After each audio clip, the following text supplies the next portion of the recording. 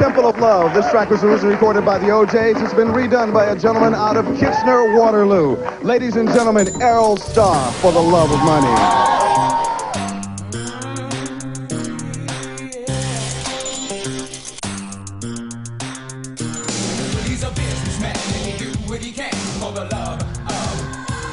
Erroll Starr has already won the Black Music Award as Best Single of the Year and got nominated for 2 Juno Awards. To me, Erroll was so elusive. He's just iconic.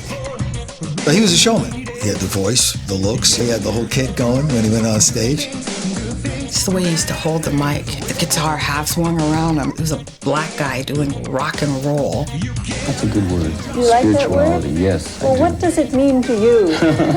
To me, I believe negativity is bred into us from the outside. As long as we keep looking in and finding that center, we'll always be positive. It's evident by what Erroll has done so far. He has the ability and talent to be an artist of global stature. And I think we're well on our way. What I would hear is that, that he's just not around. It's almost like he was here, and he was like, oh, well, hey, where's Erroll Starr? Like, what happened?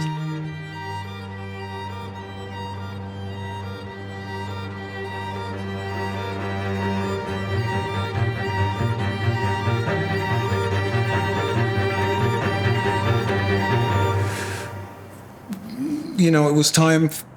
I felt it was time for me to get out. It was that or death. It was very simple.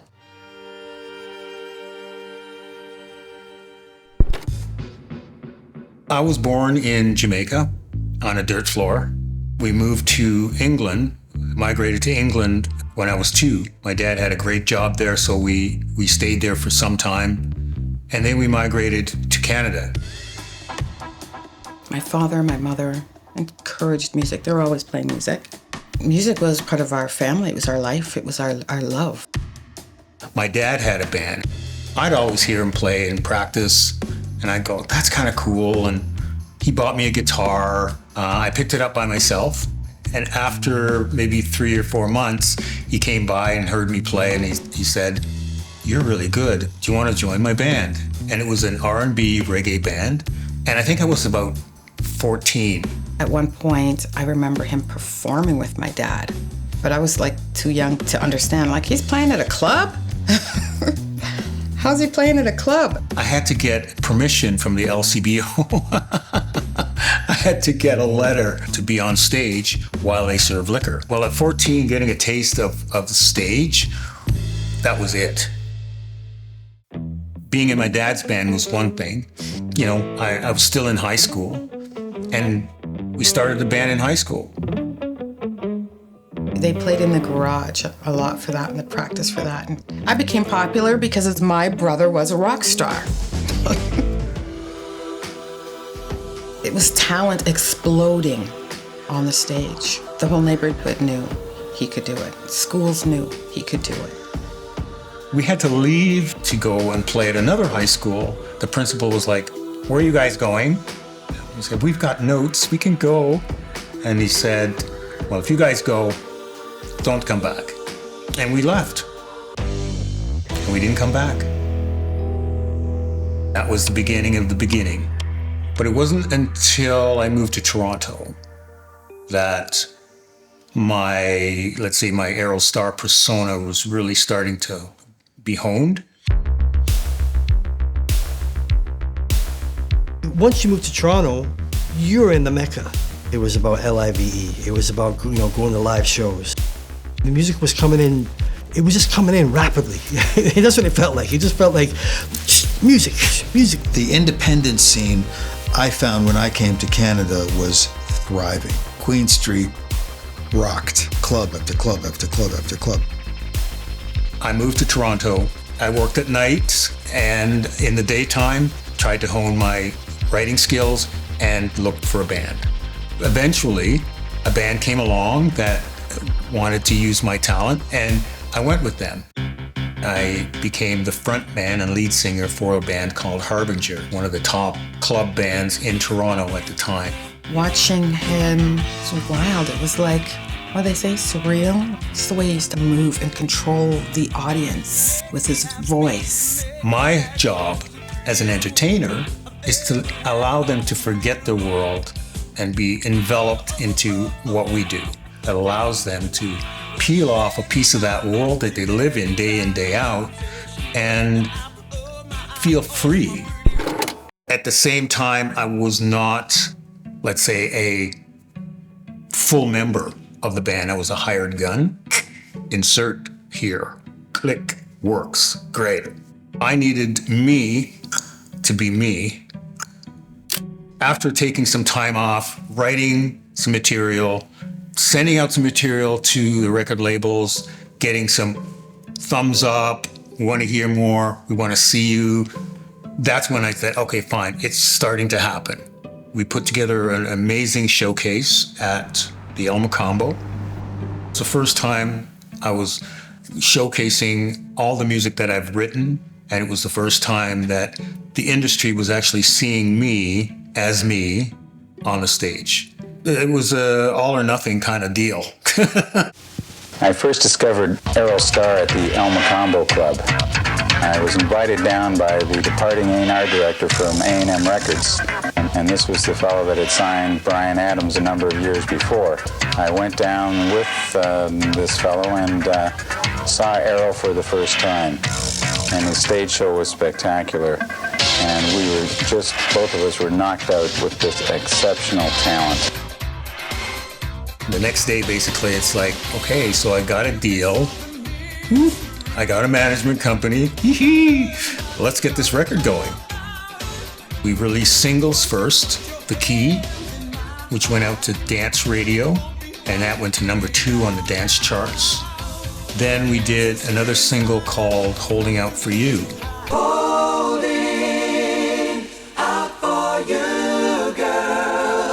That sort of put me kind of out there, like, okay, hey, he's out there now. And then we did the song Angel, which just took off.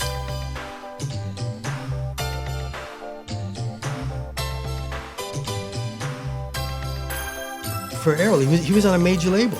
Like he got a major record deal. That's incredible. That's amazing.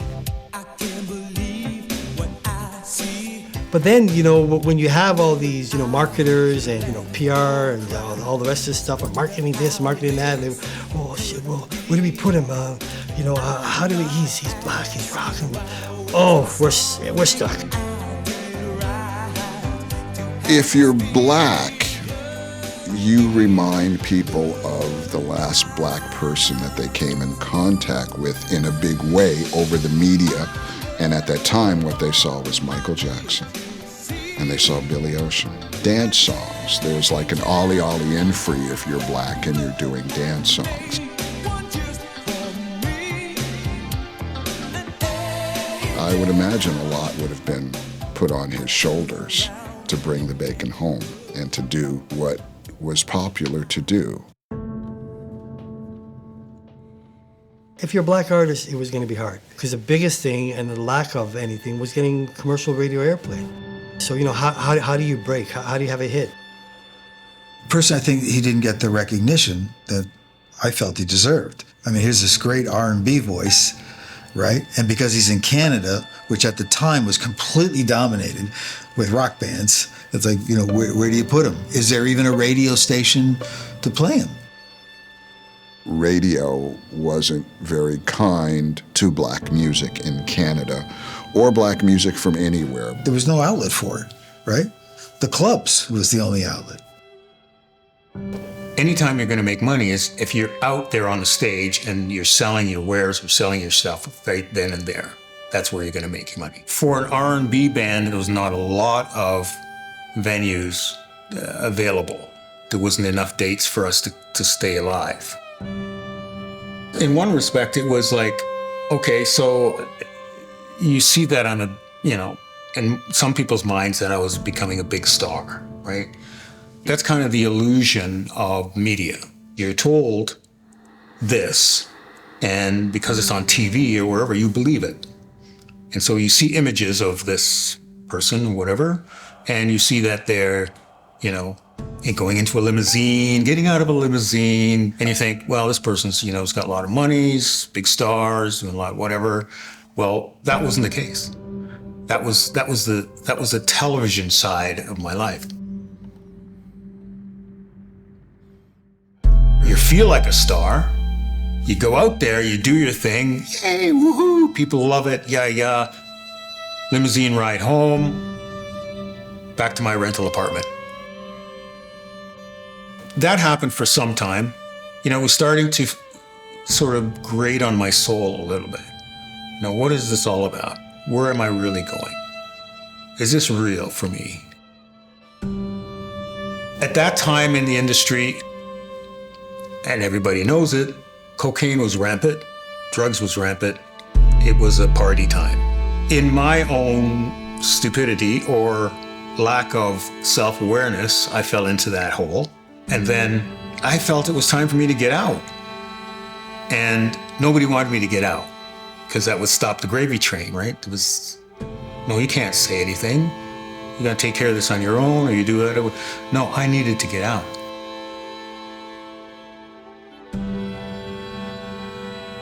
There was one night, and it was a big party, it was a big thing.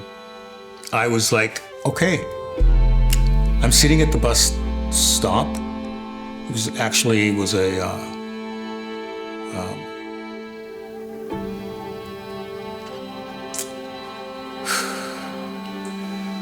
just reliving some of that stuff. It's pretty crazy. So it was, I was sitting at the streetcar, and I heard in my heart, in my mind's eye, you can either get help or die. You can either get on the streetcar and go home, or you can get on the streetcar and go to the hospital. And I said, that's it. I can't do that anymore. I'm out.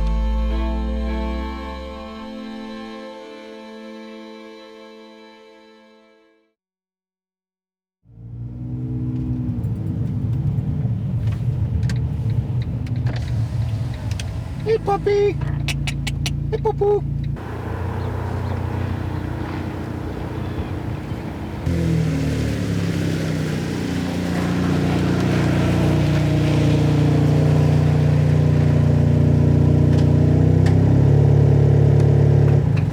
When I went off to Windsor and I stayed for 3 months, cleaned myself up, I said, I still want to be in music because I love music.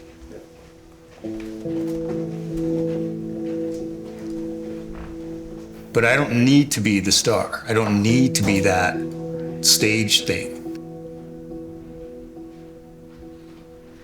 But I want to be in music. I love writing. I love hearing the sound within me. I love all of that.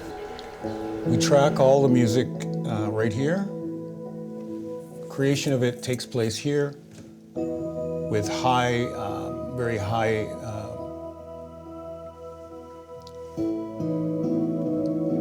sorry, I just got involved in the music all of a sudden. And so I went into writing for radio and television broadcasts. So I went into writing commercials and music for documentaries, soundscapes, and things that make people feel good, Come on, spit it out. Here we go.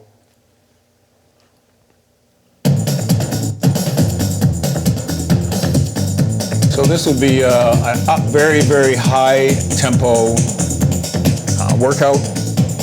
1 more, 2 more, 3 more, right?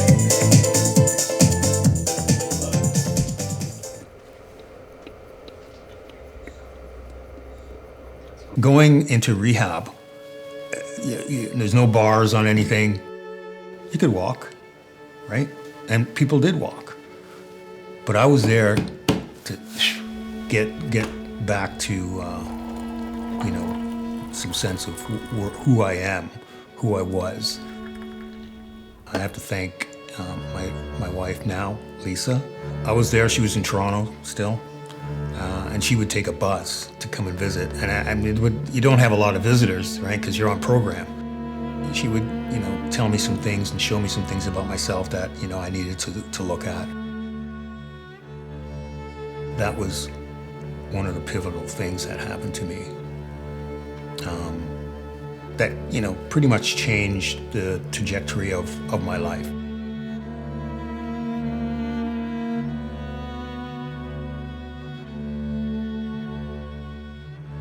Coming out of the music scene, it's gonna spit me out in a way.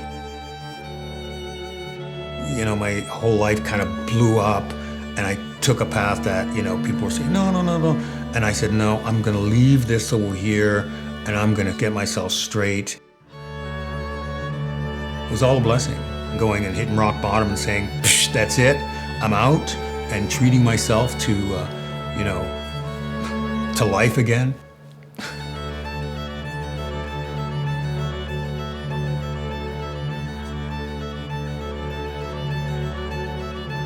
I always come to life with a beginner's mind. Wherever you are, you're at the beginning, always.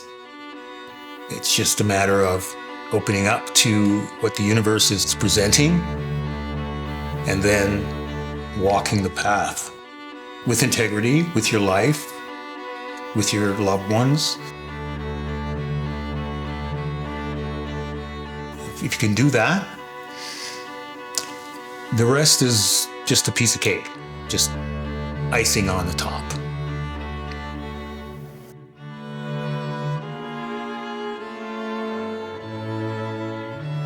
I think things will change. Things will start to turn around because, as there become more and more black artists in Canada, it's going to be undeniable that there is a force up here to deal with. Okay, we're gonna do some singing and dancing and playing and jumping, playing. We're gonna put your left foot in. Yeah, that one. Okay, everybody gather around. Everybody's gonna follow the action. Lion wouldn't come outside. This is the hokey pokey.